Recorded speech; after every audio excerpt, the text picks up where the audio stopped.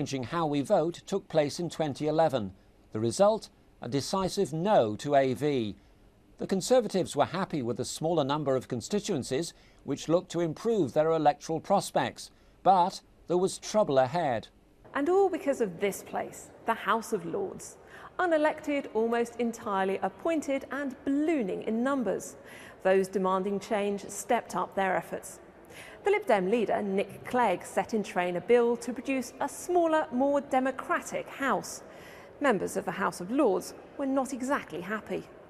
If it ain't broke, don't mend it. It's still true.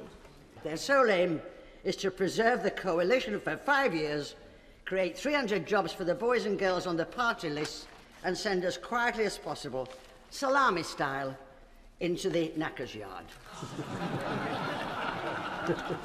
My lord, the draft bill prospects for electing the new breed of peers, or should I say the new breed of senators, is the most disjointed and disconnected way possible.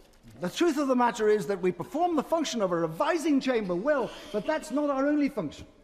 We are also part of the checks and balances in this country, and the fact that we do not have democratic legitimacy undermines our capacity to act as a check and balance upon the excessive power of the executive, backed by an excessive majority in the House of Commons. That's where we are deficient, and that's what must be mended.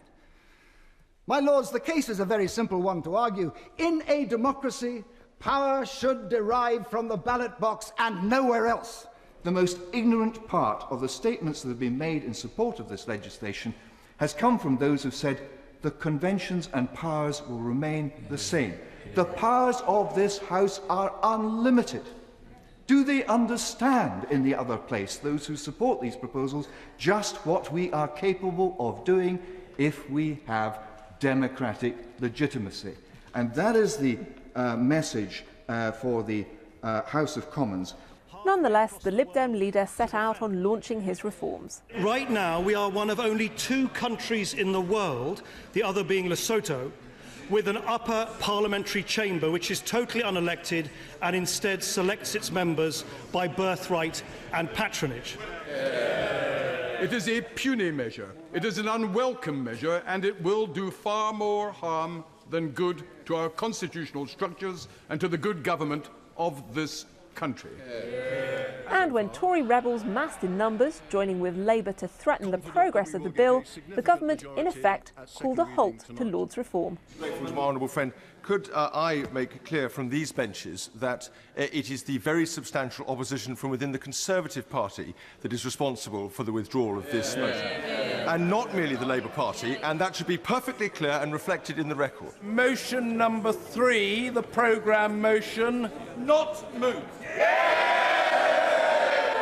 This was just the latest failed attempt to reform the Lords. Nick Clegg accused the Conservatives of not honouring the coalition agreement. Therefore, he said, his party wouldn't support the new Westminster constituencies.